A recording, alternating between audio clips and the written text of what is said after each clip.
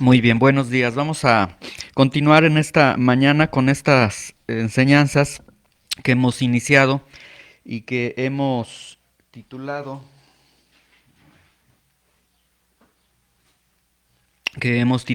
Doctrinas básicas en la vida de iglesia local, en la que estamos agotando entonces diversas doctrinas que tienen que ver con la vida de iglesia local, y esto nos sirve incluso de examen para analizar nuestras vidas, analizar nuestra conducta, cómo nos estamos conduciendo nosotros, y ver si a los ojos de la Biblia estamos caminando realmente como una iglesia. Muy bien, hoy vamos a estar en el tema número 4, que se va a titular ¿Qué hace a una iglesia que sea una iglesia? ¿Qué hace iglesia a una iglesia? ¿Sí? Y vamos a darle gracias a Dios, vamos a pedirle que Él nos acompañe en estos minutos para tener esta enseñanza. Señor, te damos muchas gracias por la oportunidad que nos has dado de estar reunidos en este lugar, Señor, en tu nombre. Queremos pedirte que abras nuestros ojos, nuestro entendimiento, que fluya tu palabra, Señor, que nos ayudes a trazarla adecuadamente, y que el día de hoy, Señor, nos ayudes a poder descubrir qué es lo que hace que una iglesia sea una iglesia, qué es lo que hace que una eclesía, una asamblea, realmente sea una asamblea, Señor, constituida por ti, avalada por ti y con tu presencia, Señor. Te lo rogamos en el nombre de Jesús. Prepara nuestros corazones para tu palabra. En el nombre de Jesús, amén. Muy bien. En la enseñanza anterior, nosotros contestamos la pregunta que formulamos en la enseñanza anterior, y que fue: ¿qué es la iglesia? ¿Sí? Veíamos nosotros varias metáforas que se aplican a lo largo del Antiguo Testamento, que se aplican al pueblo de Dios. El pueblo de Dios es la novia de Dios, es la esposa de Dios, es el rebaño de Dios, etcétera. Y todas estas metáforas del Antiguo Testamento se aplican en el Nuevo Testamento también a la iglesia. No con eso estábamos diciendo que la iglesia sea el nuevo Israel, eso no es lo que decíamos, porque incluso leíamos en Efesios que dice que el Señor Jesucristo anula toda división entre judío y gentil, y hace un nuevo pueblo, un nuevo hombre, que es la iglesia. Y en la enseñanza anterior nosotros nos centramos en una metáfora muy particular, muy especial, que era la metáfora de que la iglesia es el cuerpo, ¿sí? Hicimos toda una exposición acerca de que la iglesia es un cuerpo, y concluimos nuestra enseñanza diciendo, número uno, que la iglesia es el cuerpo de Cristo. ¿Sí? Entonces decíamos que menospreciar a la iglesia, evitar a la iglesia, faltar a la iglesia, no comprometerse con la iglesia, es no amar al Señor. ¿Sí? Y veíamos que hay un pastor, un predicador, que acertadamente dice que una causa justa en la que nosotros podemos descansar de no asistir a la iglesia sería esa misma causa en la que el día de mañana, cuando estemos ante Cristo, en el tribunal de Cristo, Cristo nos pregunte por qué no asistías a la iglesia, y que podamos darle una respuesta de decirle: no asistía por esta causa, y que Jesús en ese momento dijera: no hay problema, estás justificado, no es ningún problema, era más grande tu problema que ir al cuerpo, ¿sí? Entonces, si realmente se tuviera una excusa de ese tamaño, bueno, pues no habría problema. Nada más que la situación que nosotros comentábamos es que normalmente es muy fácil el estarse ausentando en la iglesia. A veces nos ganan tantas cosas antes de este compromiso con la iglesia. Y entonces el primer punto que teníamos es que la iglesia es el cuerpo de Cristo. La segunda idea con la que concluíamos el domingo pasado es que nosotros fuimos agregados por el Espíritu Santo al cuerpo, a un cuerpo, ¿sí? Es decir, es obra del Espíritu Santo mismo, de Dios mismo, quien en el momento de la redención lo agrega a un cuerpo. Y decíamos que entonces la falta de unión, la falta de compromiso con la iglesia, incluso constituye oponerse a la obra del Espíritu Santo. O sea, no es cualquier situación, porque el Espíritu Santo está obrando esto en la regeneración, y resulta que el creyente dice, no, yo voy a hacer lo posible por no estar en el cuerpo. Veíamos también que los miembros del cuerpo son muchos. Veíamos ante toda esta diversidad que tiene el cuerpo, ¿sí? Que no puede caber dentro del cuerpo de Cristo el que se diga es que así soy yo, entiéndanme quién me va a servir, sino que debe imperar el mismo sentir que hubo en Cristo, que amó a la iglesia hasta darse por ella. Entonces, cada vez que nosotros venimos a la iglesia, venir con el mismo pensamiento de Cristo, no venir a ver en qué me van a servir, qué me va a agradar, sino venir a servir, a darse por la iglesia, como Cristo se ha dado por la iglesia. ¿Sí? Y número 4, cada miembro del cuerpo tiene dones espirituales. Y también decíamos, si no estás sirviendo, si no estás usando tus dones espirituales, entonces estás defraudando al cuerpo. Y concluíamos con esta idea. Dios desea la unidad, desea la diversidad, desea la armonía en la iglesia y concluíamos con la pregunta, ¿estás ocupado en ello? Entonces fue una exposición que nos confrontaba acerca de la realidad de que la iglesia es un cuerpo. Y hoy vamos a contestar la pregunta, ¿qué hace iglesia a una iglesia? En esta primera enseñanza la vamos a partir en dos partes. En esta primera enseñanza no vamos a alcanzar a dar la respuesta porque quiero dar algunos antecedentes, algunos elementos que necesitamos entender para llegar a esta respuesta de esta pregunta que hace que una iglesia sea una iglesia, que hace iglesia a una iglesia. Y en la segunda enseñanza vamos a estar dando ya la respuesta de una manera más fluida, porque como les digo, necesitamos entender algunos aspectos, ¿sí? Y estos aspectos que creo que son necesarios entenderlos para poder comprender qué hace a una iglesia una iglesia. Es más, creo que son conceptos para poder entender tan siquiera qué es la iglesia. Son tres realidades que el día de hoy yo estoy viendo que están permeando en el pensamiento del cristiano, que están afectando el actuar del cristiano y que están afectando las percepciones que tiene el cristiano. Y son tres realidades que las voy a llamar de la siguiente forma. Número uno, realidad histórica. Número dos, realidad generacional. Y número tres, realidad presente. Les repito nuevamente, el día de hoy el cristiano está inmerso en estas tres realidades que desgraciadamente no le están permitiendo contemplar adecuadamente lo que es la iglesia. ¿Y por qué digo que no le están permitiendo contemplar realmente lo que es la iglesia? Porque la iglesia estaría en otra condición si estuviésemos entendiendo plenamente lo que es la iglesia. La primera realidad, una realidad histórica, una realidad generacional y una realidad presente. Vamos a ver lo que quiero decirles con esta idea de la realidad histórica. En esta realidad histórica, bueno, como su nombre lo dice, es historia, es parte ya de los anales de la historia. En el siglo XVI, cuando tenemos ya las iglesias reformadas, ¿sí? Que se da este movimiento de reforma con Martín Lutero, ya después las iglesias reformadas ya de una manera establecidas. En las iglesias reformadas había una distinción entre los ancianos, ¿sí? Los ancianos son los pastores, los que estaban dirigiendo las iglesias.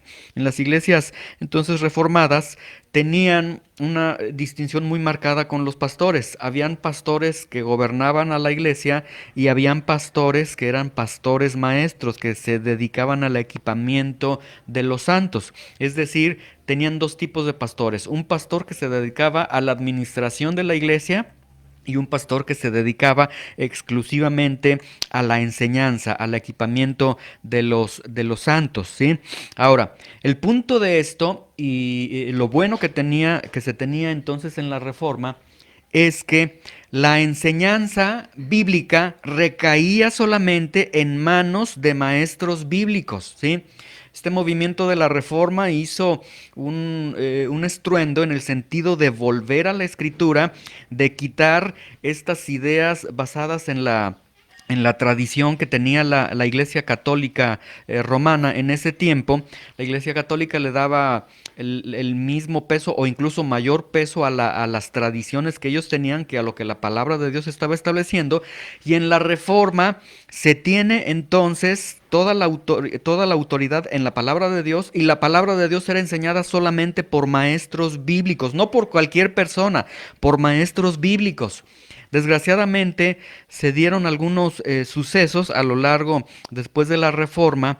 Uno de ellos es que se comenzó a dar una división entre las personas encargadas de la iglesia y los laicos. Se dio esta división, lo cual la Biblia no la presenta, ¿sí?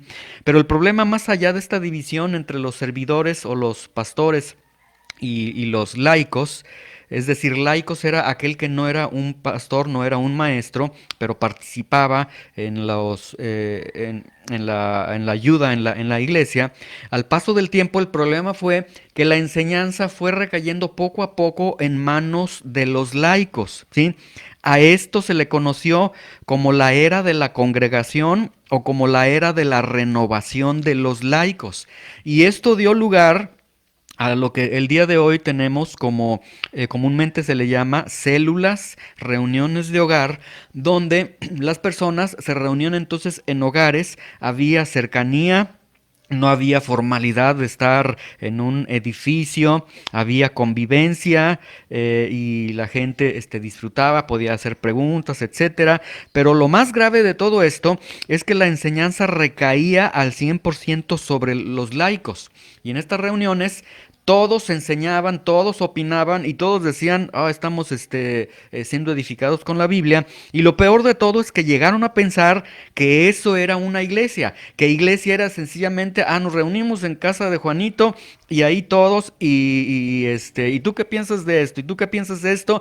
Y todos comenzaban a comentar sin la supervisión, sin la presencia de un pastor, maestro, de alguien con autoridad, con la capacidad para poder estar dirigiendo la enseñanza, y a eso le llaman o le llamaban o le llaman iglesia, un simple grupo donde se reúnen las personas a hablar de Biblia, ¿sí? Y a partir de entonces de estos sucesos tenemos el día de hoy iglesias que se anuncian como iglesia con un ambiente familiar. Ven a nuestra iglesia porque aquí tenemos un ambiente familiar. Ven a nuestra iglesia donde te vas a sentir cómodo. Ven a nuestra iglesia donde transformando vidas a través de nuestras enseñanzas, etcétera. Entonces se presenta a la iglesia con un eslogan, se presenta ya con un cliché, con una idea, y entienden entonces que eso es la iglesia, ¿sí? Pero como les decía, esta realidad histórica, si volvemos nuevamente a este aspecto de la reforma que yo les decía, en la reforma teníamos que la enseñanza estaba en manos exclusivamente de maestros bíblicos, ¿sí? De maestros bíblicos que tenían conocimiento necesario de la palabra para enseñar la palabra de Dios, y que tenían la preparación necesaria para enseñar la palabra de Dios. Y nosotros vemos que desde el Antiguo Testamento y en el Nuevo Testamento la peor amenaza que se ha tenido no han sido las guerras, no ha sido, es más, no ha sido ni siquiera el pecado. La peor amenaza que tenemos en el Antiguo y en el Nuevo Testamento son los falsos maestros, porque los falsos maestros llevan al error, ¿sí? Ahora un falso maestro enseña por maldad, enseña de una manera decidida, pero también enseña por ignorancia. Y nosotros como cristianos debemos de huir de los falsos maestros. Lamentablemente el día de hoy es que no se huye solamente de los falsos maestros maliciosos, de un maestro que a todas luces vemos que es un falso maestro, pero no se huye de los maestros ignorantes, de los maestros iletrados, y se justifica con una aplicación de la Biblia incorrecta que dice, bueno, tomemos lo bueno y desechemos lo malo, y dicen, bueno, pues aquí en la iglesia donde yo estoy, pues mi pastor no estudia mucho la Biblia, pero bueno, algo bueno ha de predicar. No, si se viviera en una iglesia donde el que dirige es un ignorante, aplica la misma regla, huye de esa iglesia porque esos son maestros ignorantes y debemos de huir de todo maestro ignorante, ¿sí? Lamentablemente el problema que tenemos es que en la iglesia se busca todo. Se busca dónde está la iglesia, a qué horas son sus reuniones, dónde están sus instalaciones, qué grande es la iglesia, qué fama tiene, qué cómoda puede ser para mí la iglesia, qué agradable puede ser la forma de predicar en esa iglesia, cómo está la música de esa iglesia, pero no se busca la predicación de la palabra. El filtro de la palabra de Dios, ese no pasa por el filtro de casi de nadie para seleccionar alguna iglesia y decir a congregarme en tal iglesia, ¿sí? Tenemos entonces desgraciadamente esta realidad histórica que les digo, ¿sí? Esta realidad histórica que el día de hoy la enseñanza está en manos de falsos maestros, de gente ignorante, y que el día de hoy se reúnen cualquier grupo y dicen esto es iglesia, ¿sí? Otra realidad que tenemos es la que yo llamo la realidad generacional, ¿sí? Y esta realidad generacional tiene que ver también un poquito con la realidad histórica. En la realidad histórica, nosotros vimos que en esta fase de la reforma se establecieron cinco solas, ¿sí? Cinco bases. Estas cinco solas, entre unas está la sola escritura.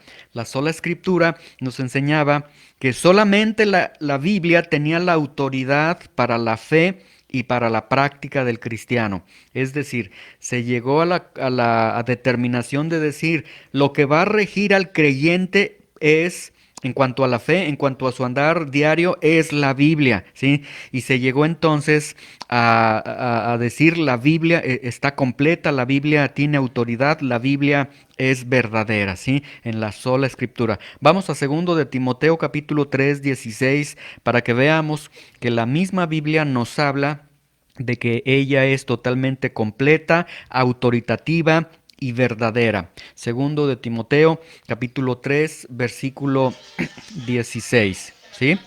Segundo de Timoteo 3, 16.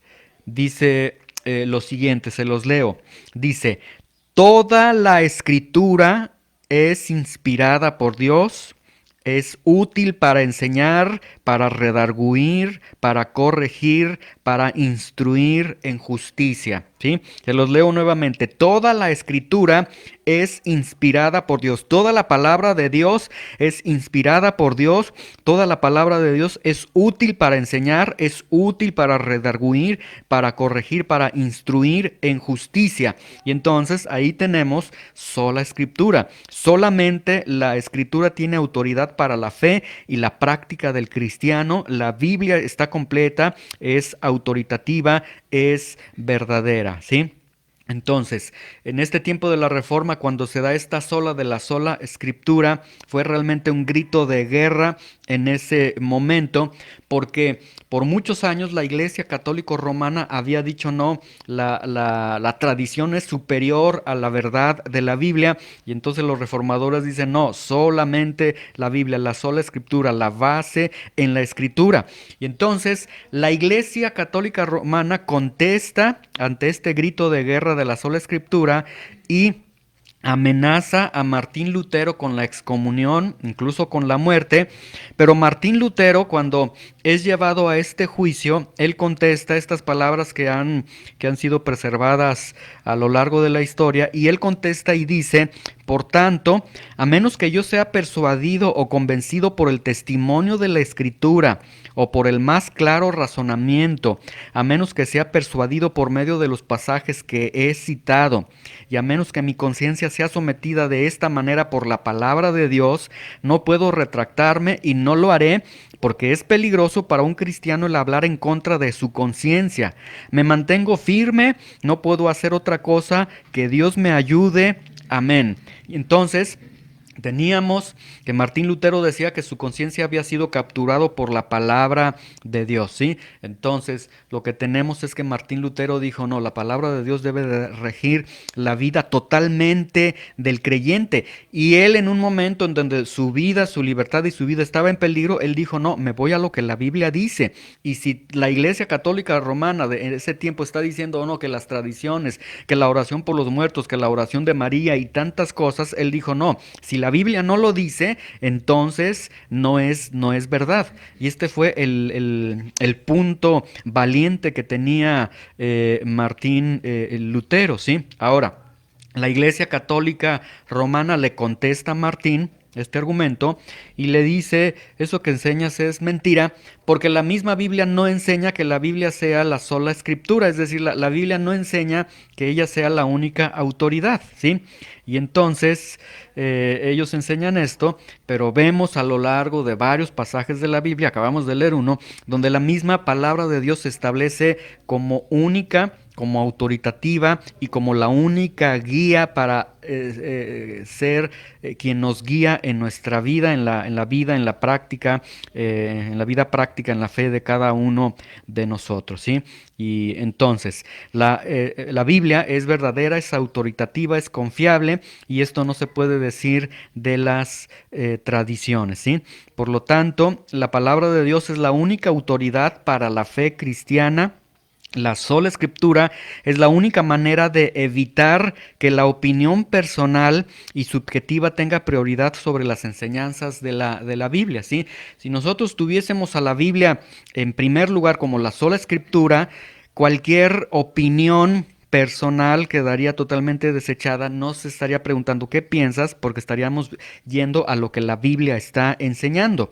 Y la esencia de la sola escritura es basar tu vida espiritual en la Biblia solamente en la Biblia, y rechazar cualquier tradición, cualquier enseñanza que no esté de acuerdo con la Biblia, ¿sí? Ahora vamos a 2 de Timoteo 2:15, o les leo 2 de Timoteo 2:15, que dice, procura con diligencia presentarte a Dios aprobado, como obrero que no tiene de qué avergonzarse, que usa bien la palabra de verdad, ¿sí? La Biblia entonces se está presentando como única, como autoritaria, como la única que tiene la autoridad de regir la vida del creyente, la fe del creyente, todo el actuar del creyente, ¿sí? Y además la Biblia da esta orden a los cristianos, que el cristiano se ha de preparar en la palabra de Dios para que cuando se presente con Dios se presente como un obrero aprobado. Es decir, un obrero reprobado es un obrero ignorante. Dios no quiere ignorantes. Como obrero a Dios aprobado, como obrero que no tiene de qué avergonzarse, que usa bien la palabra de verdad.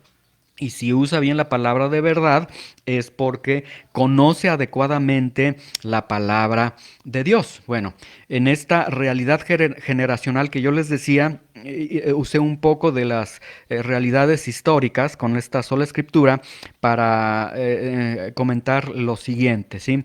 Yo me formulo y hago esta pregunta.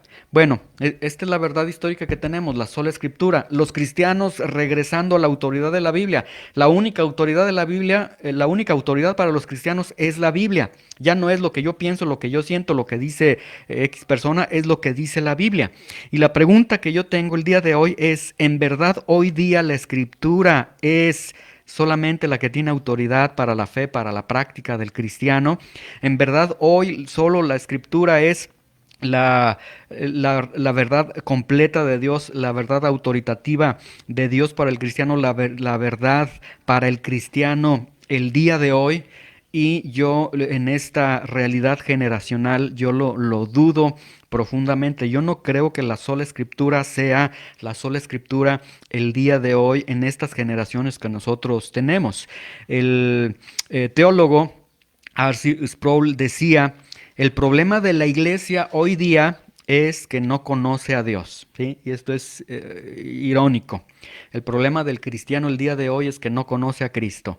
El problema de la iglesia es que no conoce a Dios. Entonces, ¿a qué Dios están alabando? ¿A qué Dios están sirviendo? Pues a un Dios que ellos mismos están produciendo. Paul Washer en una ocasión dijo, debemos de evangelizar a los evangélicos, dando a entender lo mismo que R.C. Sproul, que la iglesia no conoce quién es Dios porque la sola escritura no es una realidad para la iglesia el día de hoy, ¿sí?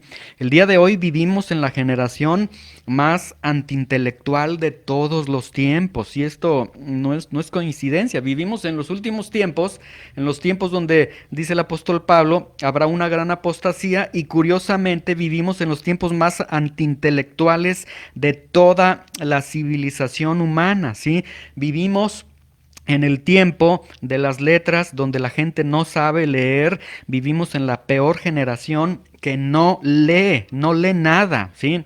De acuerdo a este teólogo R.C. Sproul, él dice que del 100% de los creyentes, vamos a pensar aquí en México, del 100% de creyentes que tenemos en México, de cristianos, no de otras religiones, de cristianos, de ese 100%, el 75% de ellos no leen la Biblia, no estudian la Biblia, el 75%. Esto significa que de ese 100% de cristianos, bajo la nomenclatura de cristianos, de ese 100%, solamente el 25% leen, pero de ese 25% leen mal, o sea, no saben leer la Biblia. Entonces, de ese 25% dicen que solamente un 5% lee adecuadamente. Esto quiere decir que solamente el 5% conoce realmente lo que la Biblia quiere decir y el 95% no sabe ni siquiera lo que Dios quiere decir. Pero son cristianos, pero tienen sus reuniones, pero tienen sus liturgias, pero tienen sus actividades religiosas. Están basadas en qué? En todo menos en la palabra de Dios. Entonces, tenemos este gran problema que el día de hoy los cristianos no leen, tienen una aversión a la lectura, no quieren buscar la palabra de Dios y esto es una realidad, es totalmente triste. Y la realidad número tres, la realidad presente que tenemos el día de hoy es que, bueno, no tenemos la sola escritura realmente quedó como una realidad histórica, realmente, pero tenemos cristianos el día de hoy. Entonces aquí tenemos una situación un tanto interesante y un pequeño enigma de decir, bueno, ¿qué está sucediendo?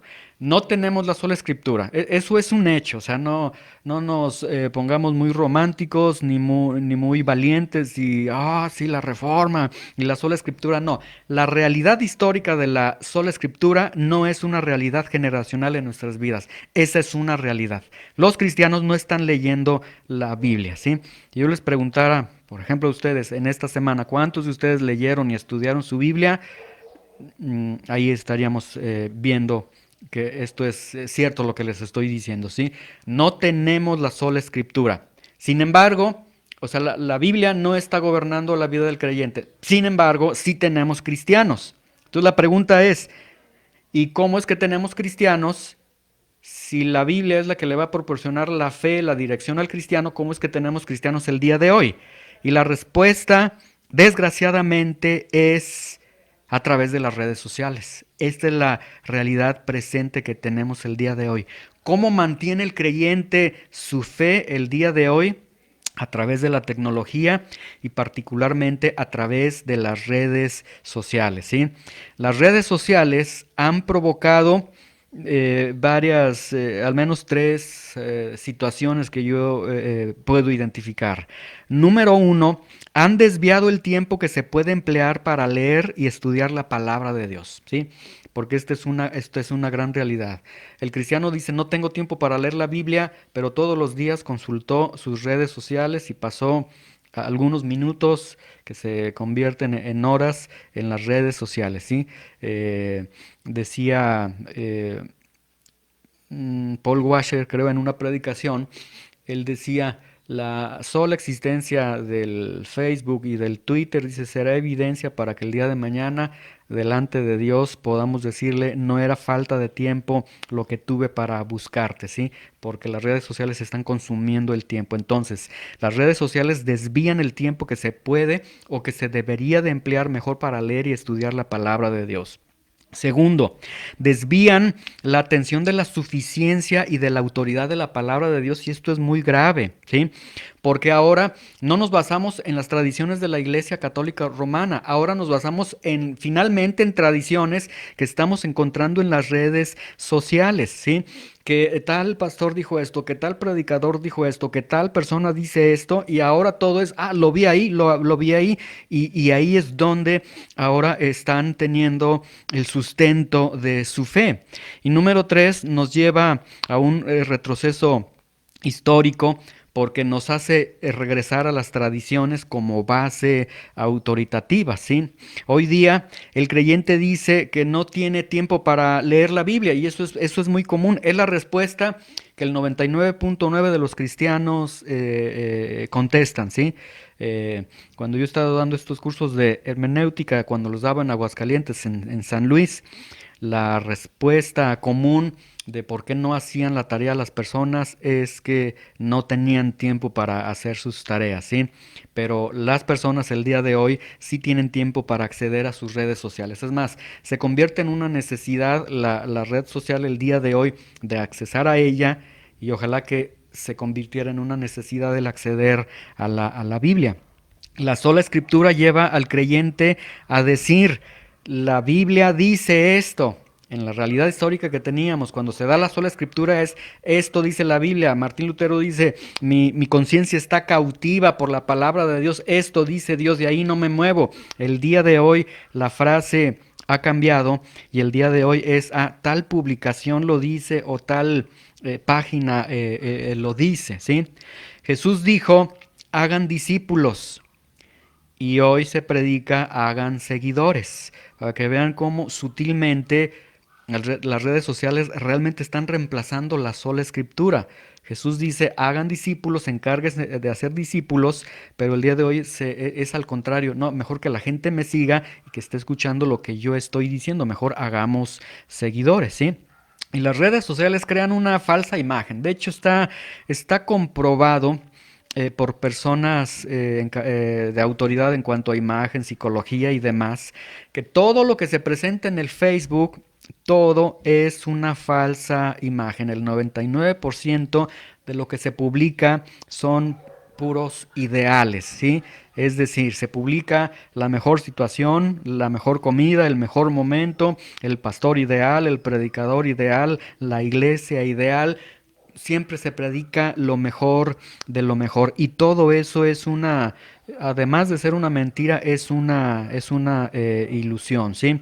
Entonces me decía un pastor de México, con el cual tenemos una buena amistad, él me decía que en una ocasión, no sé si él o algunas personas visitaron a una iglesia que en algunas ocasiones la vieron en el Facebook, en las transmisiones, y se veía bonita la iglesia porque se veía como un escenario, el púlpito y todo, y resulta que fueron a esa iglesia y era sencillamente una habitación donde tenía nada más ese fondo, pero no había, es más, no había ni personas en la iglesia. Entonces se llevaron un chasco y dijeron, híjole, esto es lo que se está proyectando, ¿sí? El día de hoy, el reclamo a veces de las ovejas cuando vienen con los pastores, no es, oiga, pastor, creo que las cosas se están haciendo mal en la iglesia porque mire, la Biblia dice esto y aquí en la iglesia estamos haciendo esto. No, ahora es, oiga, vi que tal pastor dice esto, mire, este pastor publicó esto y es exactamente lo contrario que estamos haciendo. O sea, ahora la autoridad está en lo que las redes sociales nos están diciendo, ¿sí? Pero como les digo, las redes sociales presentan puras ilusiones. El mejor lugar donde nosotros podemos encontrar la mentira y la arrogancia es en las redes sociales. Nunca vas a encontrar a una persona que publique y que diga, me peleé con mi esposa porque no pude dominar mi carácter, soy un mal hombre, pero me voy a esforzar. Que abran su corazón y que en verdad digan alguna verdad, no lo vas a encontrar. Todo es una ilusión. No es verdad lo que encontramos ahí. No es esa iglesia virtual ideal para ti. No es tu pastor, los pastores que ves en el Facebook no son tus pastores, no es competencia. Entonces, esta realidad presente que tenemos el día de hoy, debemos nosotros de entenderla, y está permeando entonces estas realidades, esta realidad histórica, esta realidad generacional, esta realidad presente está permeando en las percepciones del creyente, y por eso el creyente el día de hoy no entiende lo que es la iglesia, porque para él la iglesia es lo que él ve en las redes sociales, lo que él piensa, no lo que la Biblia dice, lo que él siente, no lo que la Biblia dice. Entonces, por eso no saben ni a dónde se están dirigiendo, ¿sí? Si el día de hoy le preguntas a alguien, oye, ¿qué es la iglesia?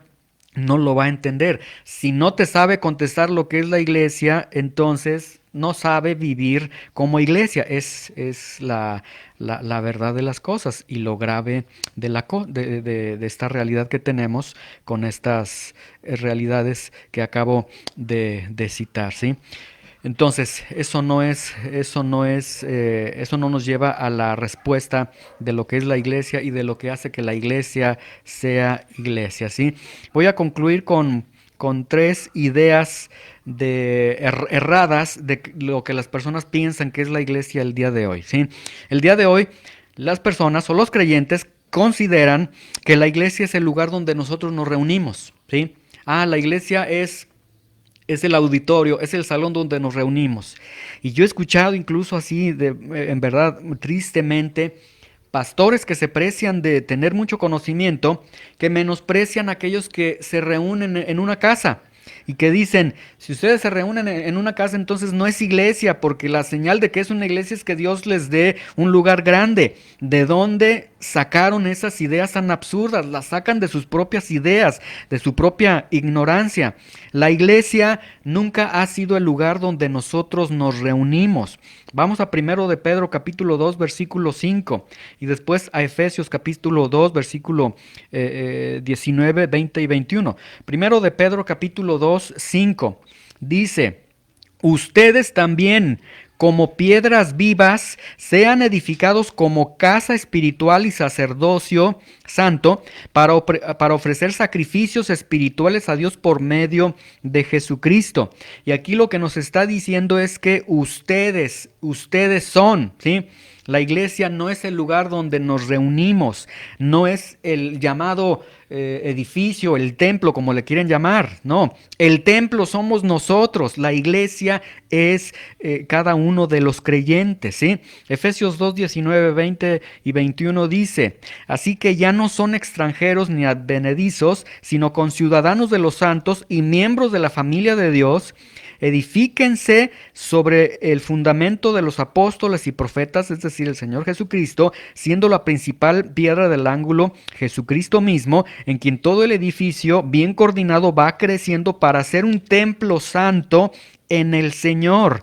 Este templo santo somos nosotros, edificados sobre el fundamento de los apóstoles, ¿sí? Nosotros somos el templo santo de Dios. Entonces nosotros somos el templo. El lugar no tiene importancia. En el libro de Romanos, cuando Pablo se despide, hace unos saludos y dice: salúdame a tal hermano que tiene la iglesia en su casa. Y vemos que a veces en la casa hay iglesias, porque no es el lugar, sino son los creyentes. Los creyentes son los miembros de la familia de Dios. Ellos son el templo de Dios, dice la palabra de Dios. Entonces, el lugar donde nos reunimos no tiene importancia. Cuando nos reunimos nosotros aquí en este lugar, entonces el templo se está reuniendo. Y cuando nos vamos a nuestras casas, el templo se va a sus casas. O sea, el punto es que nosotros somos la iglesia, que tú eres la iglesia, que tú eres el templo a donde quiera que tú vayas, ¿sí? Otra idea errada que se tiene es que la iglesia es el conjunto de todos los actos religiosos, de todo lo que nosotros hacemos, ¿sí? Por ejemplo, aquí particularmente nuestra liturgia tenemos una apertura con una oración, un pequeño devocional, un mini devocional, una oración para iniciar esta reunión. Después tenemos nuestro tiempo de alabanza, exposición de la palabra de Dios, el tiempo de la adoración a Dios a través de las ofrendas, oraciones particulares al final y una oración final de bendición al final, ¿sí? Tenemos entonces, esta es nuestra liturgia. Pero iglesia no es, cuando nosotros entonces estamos haciendo la oración al iniciar la reunión, alabando a Dios, escuchando la prédica, ofrendando, etcétera, haciendo toda nuestra liturgia, entonces somos iglesia. Eso es lo que nos hace iglesia. No, no somos iglesia solamente durante esos actos, sino que somos iglesia durante todos los días, a cada momento, a cada lugar a donde nosotros vamos, a donde nosotros estamos, ¿sí? Otra idea errada que se tiene en cuanto a lo que es iglesia, dicen, la iglesia son sus pastores, son quienes están dirigiendo a la, a la iglesia, ¿sí? Y todo lo que sucede en la iglesia, sea bueno o sea malo, se atribuye a los pastores porque pues, realmente la iglesia son los pastores, ¿sí? Es más, si no hay pastores, no hay iglesia, dicen algunos. Pero la palabra de Dios nos enseña que incluso si no hay pastores, hay iglesia. Solamente si no hay miembros, no hay iglesia. Lo vamos a estar viendo en el siguiente domingo, ¿sí? Miren, aquí nosotros tenemos esta percepción muy arraigada que todo es, iglesia, son los pastores, ¿sí? Si alguien viniera a la reunión aquí con nosotros, estuviera un tiempo y después ya deja de venir, el pensamiento común es que dicen, bueno, ya venía tal persona, venía Carlos, ya no viene Carlos, pues algo malo hicieron los pastores, algún trabajo dejaron de hacer porque ya no vino Carlos. O sea, si viene o no viene, es por los pastores, ellos son los responsables, no soy yo, ¿sí? Si alguien tiene algún problema, ¿sí? Que está en el hospital o que se accidentó, está en problemas, y no van los pastores a verlo ahí al lugar donde él está, dicen, la iglesia no me apoyó, no estuvo conmigo la iglesia, porque están ligando a la iglesia, son sus pastores, ¿sí? Otro ejemplo, por ejemplo, si el pastor o alguno de los pastores decide no venir un domingo y resulta que ese domingo le tocaba al pastor predicar y le llamamos por teléfono, te estamos esperando, ¿qué sucedió? Y él contesta y dice, no, hoy tuve mucha flojera, no quise ir, tuve algo más importante, hoy no puedo, hoy no voy, ¿sí? Si fuese el pastor, es grave y lamentable. ¿Dónde está el pastor? ¿Qué pasó? ¿Por qué no está? Es muy escandaloso. Pero cuando falta alguien porque quiere faltar alguno de los miembros, ahí sí no pasa nada. No es grave. Los mismos miembros dicen, no, no pasa nada. Si falta alguno de nosotros, no es problema. El problema es cuando falten los pastores. Entonces, este es un grave error, una mala percepción que tenemos, ¿sí? No entienden los miembros que todos somos miembros. No llegamos a entender, a comprender que todos delante de Dios somos miembros en el mismo peso, en el mismo sentido.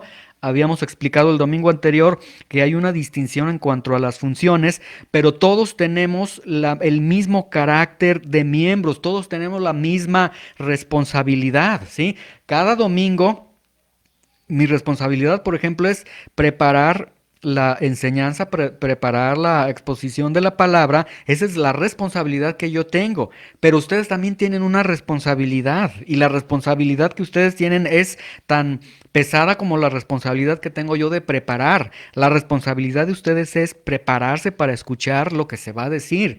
Prepararse para llegar a tiempo, prepararse para estar poniendo atención, prepararse para tener toda la atención en lo que se va a exponer. Entonces, si nosotros entendiésemos que realmente esto no es iglesia, que los pastores no son su iglesia, son la iglesia en sí, comprenderíamos y resolveríamos muchos problemas, ¿sí?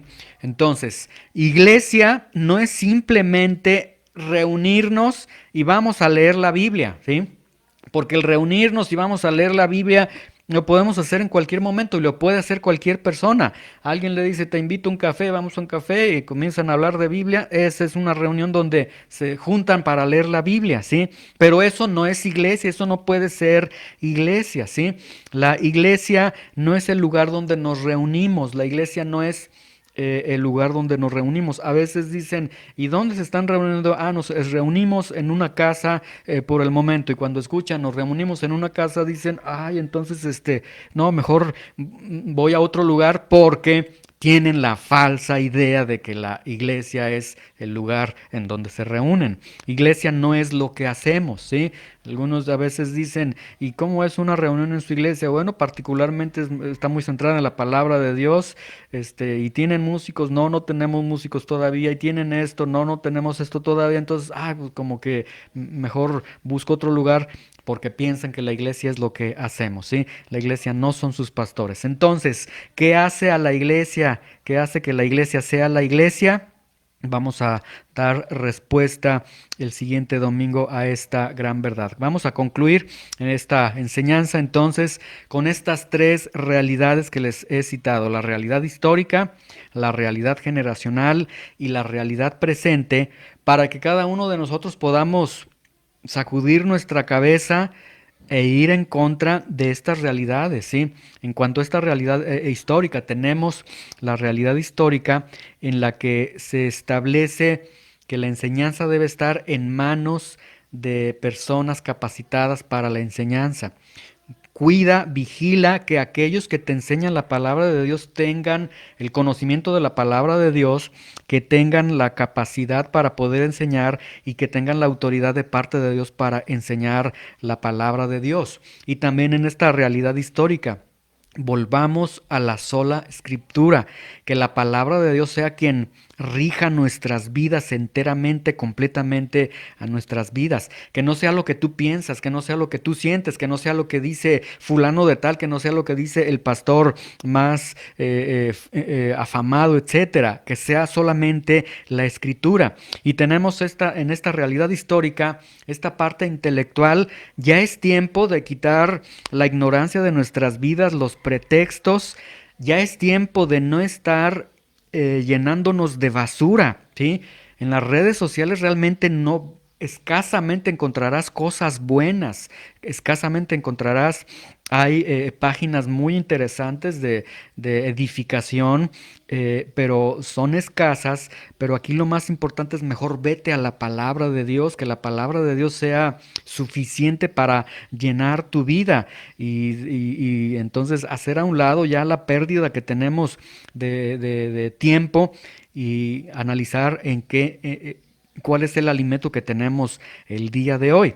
Y en esta realidad presente que tenemos, que esta realidad de este antiintelectualismo, que las gentes no quieren aprender, que todo está muy fácil, que ahora con un clic puedes acceder a muchas verdades, pues debes de tomar la decisión si solamente la Biblia será quien va a regir tu vida y que sea la Biblia solamente, y hacer a un lado todo lo que están diciendo, ¿sí?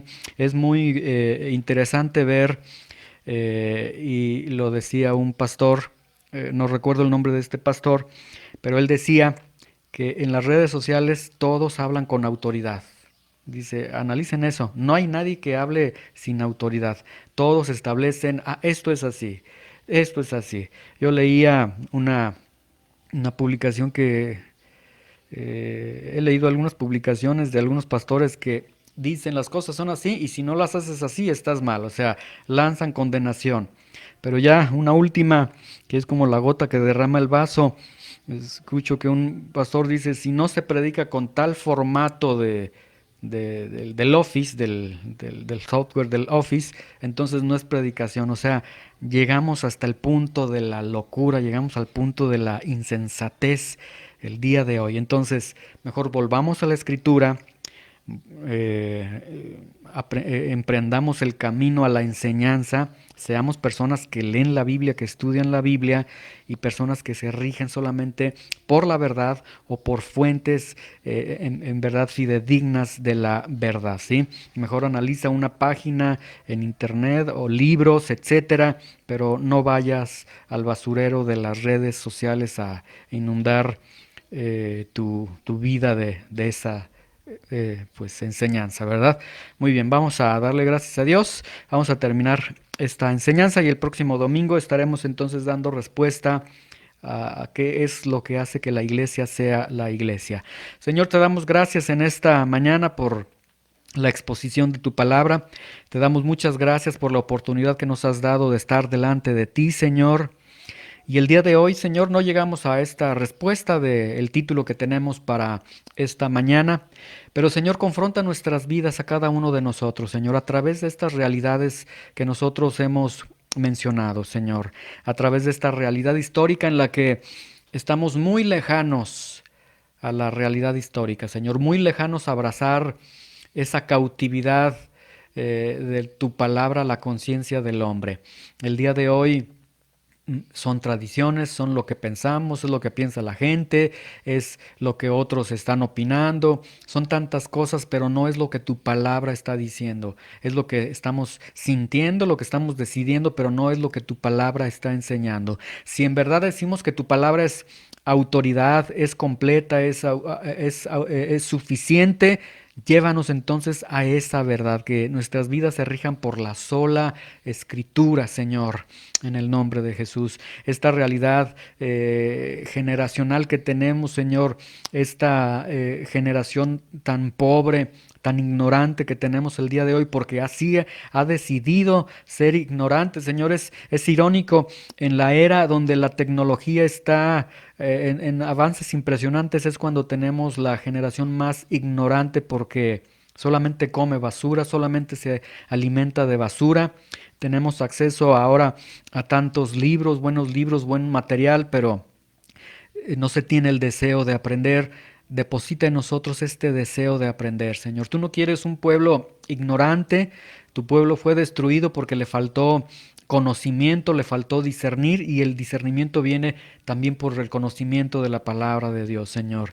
Esta realidad presente que tenemos el día de hoy, Señor, que nuestros ojos son seducidos por lo que se ve, y lo que se ve principalmente en las redes sociales, Señor, están cautivando, están en verdad robando el tiempo al creyente, están robando la autoridad a la palabra de Dios. De cuántos casos, Señor, me he enterado donde ahora los creyentes se sustentan de lo que ven en las redes sociales, y esto es vergonzoso, Señor. En verdad, ayúdanos a tomar una decisión de disciplinarnos en este sentido y decir: todo lo que yo me voy a alimentar, mi espíritu será de tu palabra solamente, Señor, no del pensamiento de otro, no de lo que dice otro, de lo que dices tú en tu palabra. Señor, ayúdanos a hacer cambios bruscos en nuestras vidas, porque vivimos estas realidades que si no advertimos los tiempos, no estamos en guardia, vamos a ser consumidos, Señor. Ayúdanos en el nombre poderoso de Jesús. Te damos gracias. Amén.